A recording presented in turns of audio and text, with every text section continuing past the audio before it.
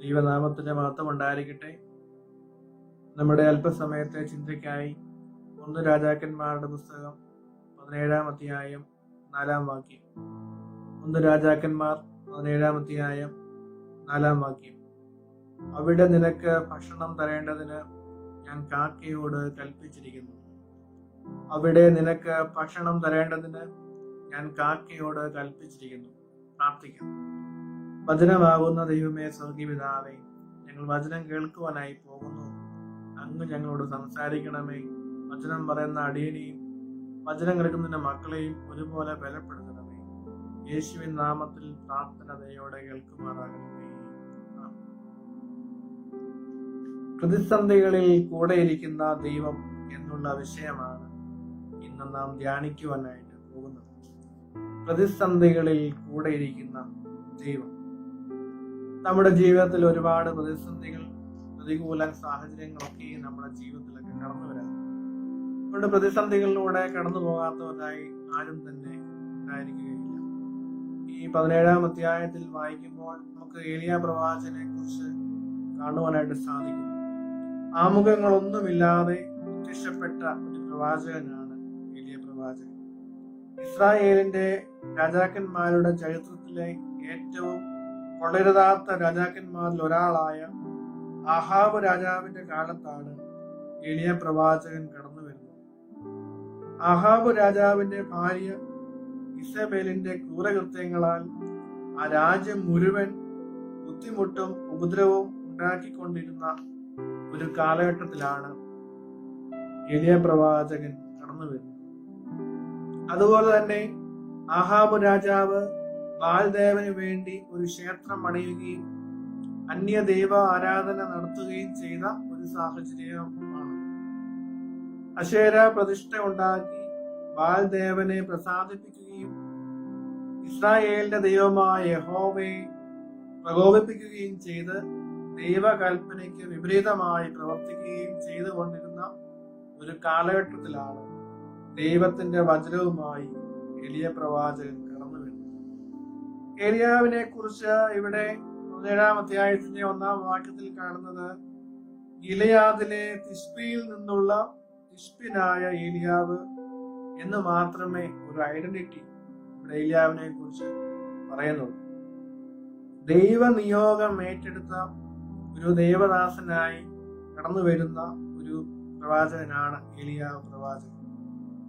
മഴയും മഞ്ഞും തരുന്നത് ബാൽദേവനാണെന്ന് വിശ്വസിച്ച് ക്ഷേത്രം പണിത് ബാൽദേവനെ പ്രസാദിപ്പിച്ച ആഹാബ് രാജാവിന്റെ മുൻപിൽ ചെന്ന് നിന്ന് ഏലിയാവ് പറയുകയാണ്, ഞാൻ സേവിച്ചു നിൽക്കുന്ന ഇസ്രായേലിന്റെ ദൈവമായ യഹോവയാണ്. ഞാൻ പറഞ്ഞല്ലാതെ ഈ ആണ്ടുകളിൽ മഞ്ഞും മഴയും ഉണ്ടാകുകയില്ല. ഞാൻ പറഞ്ഞല്ലാതെ ഈ ആണ്ടുകളിൽ മഞ്ഞും മഴയും ഉണ്ടാകുകയില്ല. പിന്നീട് 3 വർഷത്തേക്ക് ആ ദേശത്ത് ക്ഷാമം ഉണ്ടാകുന്നതായിട്ട് തുടർന്നുള്ള അധ്യായങ്ങൾ നമുക്ക് കാണുവാനായിട്ട് സാധിക്കുന്നു. ഈ അവസരങ്ങളിൽ ഏലിയ പ്രവാചകനെ ദൈവം സംരക്ഷിച്ചതിനെ കുറിച്ചാണ് ഇന്ന് നാം ധ്യാനിക്കുന്നത്. ഈ ഭാഗവുമായി ബന്ധപ്പെട്ട് 2 ചിന്തകളാണ് ഇന്ന് പങ്കുവയ്ക്കാനായിട്ട് ആഗ്രഹിക്കുന്നത്. ഒന്ന്, ദൈവത്തെ മാനിക്കുന്നവരെ ദൈവം മാനിക്കും. ദൈവത്തെ മാനിക്കുന്നവരെ ദൈവം മാനിക്കും. തിന്മ പെരുകിയ രാജ്യത്ത് നീതിബോധമില്ലാത്ത രാജാവിന്റെ മുഖത്ത് നോക്കി ഒരു മനുഷ്യൻ ഇവിടെ വെല്ലുവിളിക്കുകയാണ്, ഞാൻ പറഞ്ഞല്ലാതെ ഈ ആണ്ടുകളിൽ മഞ്ഞും മഴയും ഉണ്ടാകുകയില്ല. നമ്മുടെ ജീവിതത്തിൽ ദൈവത്തിന് നാം 1-ാം സ്ഥാനം കൊടുക്കണം. ഇവിടെ ആരൊക്കെ എതിര് നിന്നാലും, രാജാവ് എതിര് നിന്നാലും, രാജ്ഞി എതിര് നിന്നാലും, എന്തൊക്കെ പ്രശ്നമുണ്ടായാലും ദൈവം കൂടെയുണ്ട് എന്നുള്ള ഒരു വിശ്വാസം, ഒരു ഉറപ്പ് ഈ ഏലിയ പ്രവാചകനുണ്ടായിരുന്നു. അതുകൊണ്ടാണ് ഒരു മടിയും കൂടാതെ ധൈര്യമായി ഈ രാജാവിന്റെ മുഖത്ത് നോക്കിക്കൊണ്ട് പറയാൻ സാധിച്ചത്, ഞാൻ പറഞ്ഞല്ലാതെ ഈ ആണ്ടുകളിൽ മഞ്ഞും മഴയും ഉണ്ടാകുകയില്ല എന്ന് ഒരു ഭരണാധികാരിയുടെ മുഖത്ത് നോക്കി പറയാനുള്ള ധൈര്യം കാണിച്ചത് ദൈവത്തിലുള്ള അടിയുറച്ച വിശ്വാസവും ഉറപ്പുമാണ്.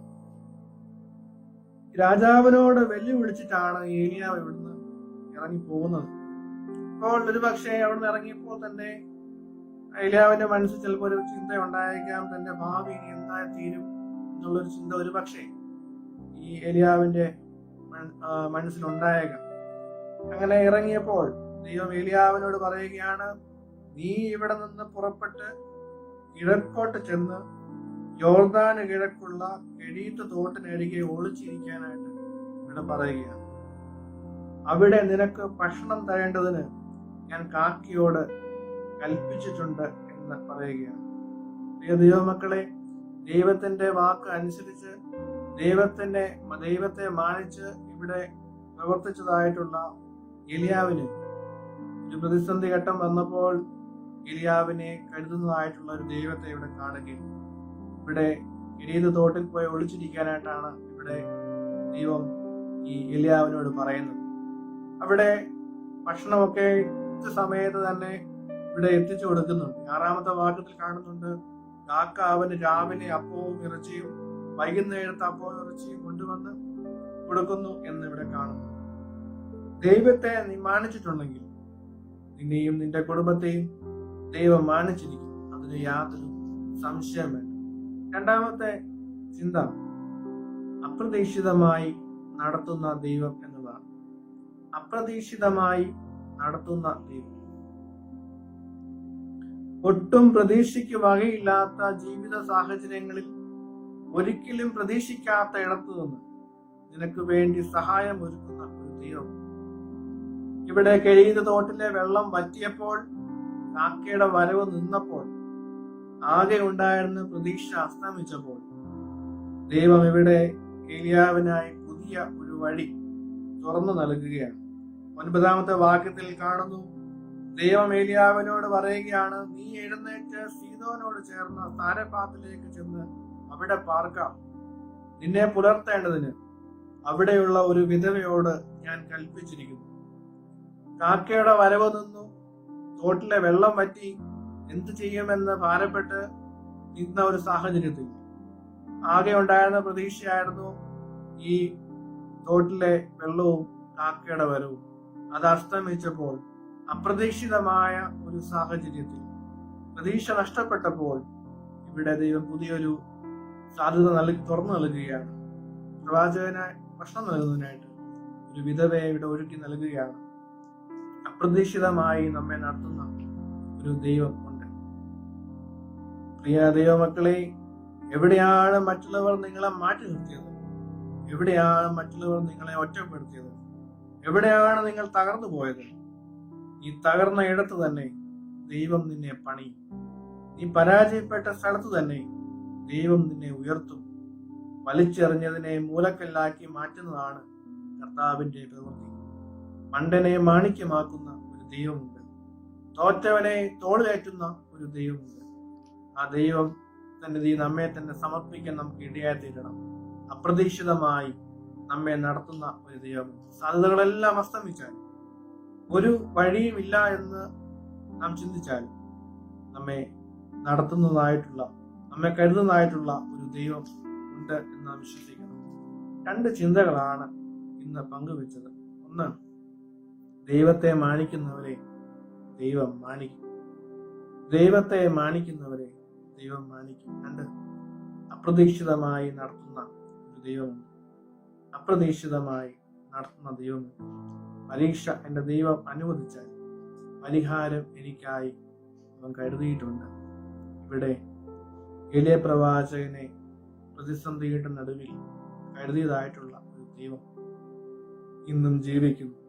നമ്മുടെ പ്രതിസന്ധികളിൽ നമ്മുടെ കൂടെ ഇരിക്കുന്നവനായ ഒരു ദൈവമാണ്. പ്രതിസന്ധികളിൽ കൂടെ ഇരിക്കുന്ന ദൈവസന്നിധിയിൽ നമ്മെ തന്നെ സമർപ്പിക്കുവാൻ നമുക്ക് സാധ്യമായി തീരണം. ഈ വചനങ്ങളാൽ ദൈവം നമ്മെ അനുഗ്രഹിക്കുമാറാകട്ടെ.